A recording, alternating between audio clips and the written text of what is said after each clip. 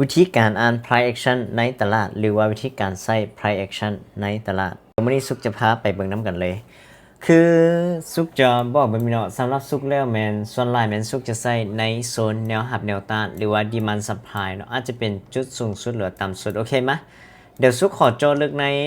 ปัจจุบันเลยทุกคนเด้อในกราฟปัจจุบันเลย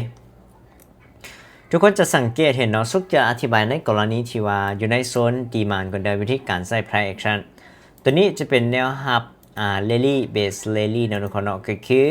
ราคาดันตัวขึ้นมาพักตัวแล้วก็ดันราคาขึ้นไปต่อเห็นปะตัวนี้เขาจะห้องว่า rally base rally ก็คือราคาดันขึ้นมาโอเคเดี๋ยวก่อนราคาดันขึ้นมาปุ๊บโอเคหลังจากนั้นพักตัวเบสแล้วดันราคาขึ้นไปต่อเมื่อใดกราฟมาฮอดเขาจะซื้อขึ้นไปซึ่งว่าการใช้ price action เห็นปะคือทุกคนจะสังเกตเห็นเลยเนาะหลังจากที่ว่ามันสร้างดีมานด์สุดนี้ไว้เห็นบ่ลงมาปุ๊บ price action ก็คือแท่งเทียนแท่งนี้แหละเขาจะห้องว่า price action มันคอนเฟิร์มนะทุกคนเนาะเห็นบ่มีแท่งเขียวเข้ามาแบบเต็มร้อยแบบนี้นั่นหมายความว่าในโซนนี้แท่งเทียนคอนเฟิร์มโอเคเขาสามารถจะซื้อขึ้นไปต่อได้แท่งนี้เขากับวินหรือเขาสามารถจะซื้อขึ้นไปต่อได้คือการขั้นมันตามโซนแนวรับแบบนี้โอเคนะทุกคนเนาะ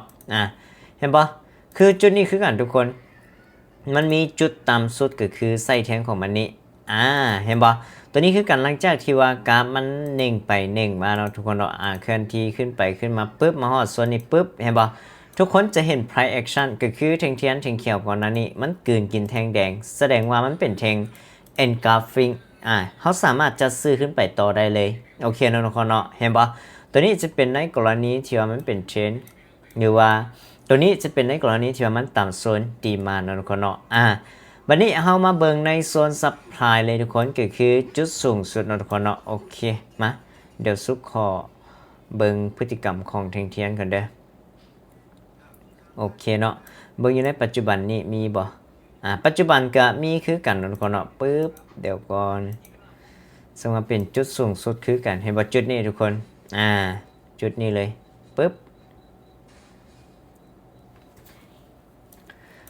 โอเควันนี้เรามาเบิ่งในกรณีที่ว่ามันต่ำซัพพลายหรือว่าแท่งๆคอนเฟิร์มในโซนซัพพลายโซนทุกคนเนาะก็คือจุดสูงสุดเห็นบ่เขาจะใส่แท่งเทียนส่วนหลายแม่นซุกจะใส่แต่ engulfing กับพินบาร์ทุกคนเด้อแท่ง engulfing แนวใดในกรณีที่เป็นแท่งขาขึ้นแน่นอนสมมุติว่าแท่งนี้มันเป็นแท่งแดงทุกคนแท่งนี้เป็นแท่งแดงปึ๊บโอเคนะทุกคนเนาะแท่งนี้มันเป็นแท่งแดงทุกคนเด้อและมีแท่งเขียวเข้ามาเห็นว่าซุกจะใส่แต่2อันนี้เลยก็คือ engulfing นะทุกคนเนาะมันกลืนกินแท่งแดงก่อนหน้านี้เห็นว่าแท่งเขียวนี่กลืนกินแท่งแดงก่อนหน้านี้ในกรณีเป็นแท่งขาลงเด็กคือการส่วนแท่งนี้เป็นแท่งเขียวและก็แท่งนี้เป็นแท่งแดงมันสามารถกลืนกินแท่งแดงก่อนหน้านี้โอเคเขาจะห้องว่า engulfing นะทุกคนเนาะตัวนี้จะกลืนกินแทงเขียวก่อนนั้นเป็นแทงแดงนะทุกคนเนาะและอีกแทงหนึ่งก็คือแทงค้นตีหรือว่าแทงพินบาร์ที่ว่าสุกมักใส่จะมีแต่4แทงนี้แหละทุกคนเมื่อใดก็ตาม4แทงนี้ถ้าหากว่ามันเกิดอยู่ในโซนแนวรับแนวต้านหรือว่า price action ตัวนี้แหละมันเกิดอยู่ในโซนแนวรับแนวต้านสุกจะจัดซื้อจัดขายทันทีโอเคนะทุกคนเนาะเห็นบ่โอเคทุกคนจะสังเกตเห็นนะทุกคนเนาะคือเห็นว่าโซนนี้มันเป็นโซนแนวต้านเหมือนทุกคนปึ๊บ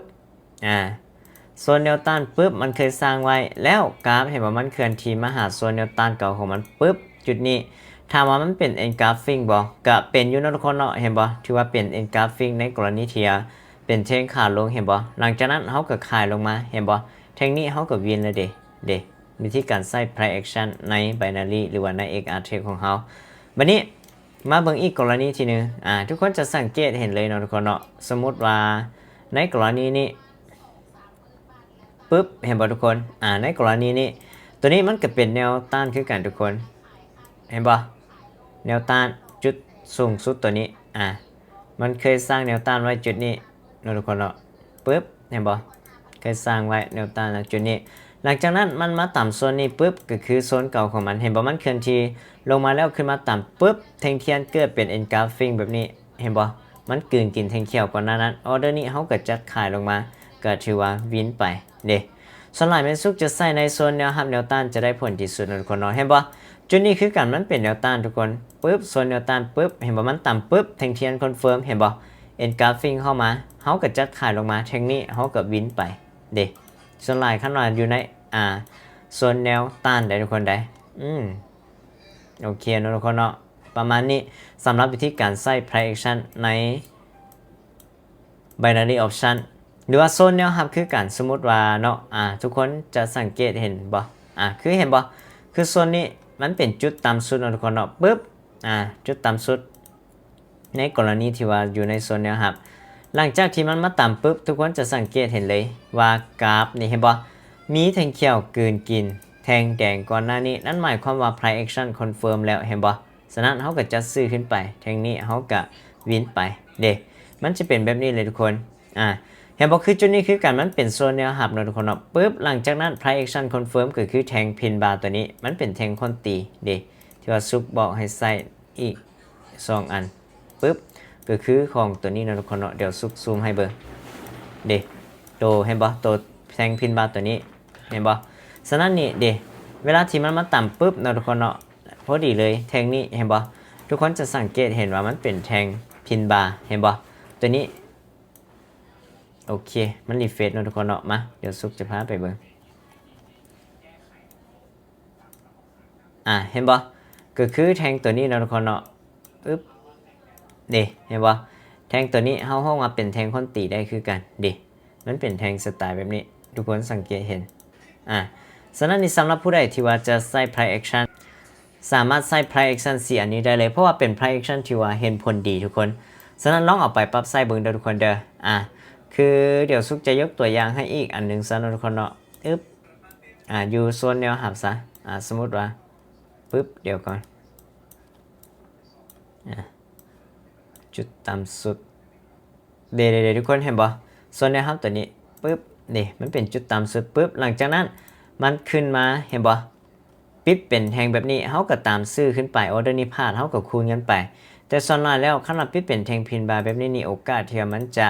ดันราคาขึ้นไปตัวนี้มีหลายอยู่ฉะนั้นนี่ซุกอยากให้ใส่ price action ในกรณีที่เป็นโซนในการเข้าหาจุดแบบนี้ซุกบอกได้เลยว่าอัตราวินเลทสูงฉะนั้นสำหรับคนใดที่จะนำไปใส่ก็ลองนำไปปรับใส่เบิ่งเด้อทุกคนเด้อ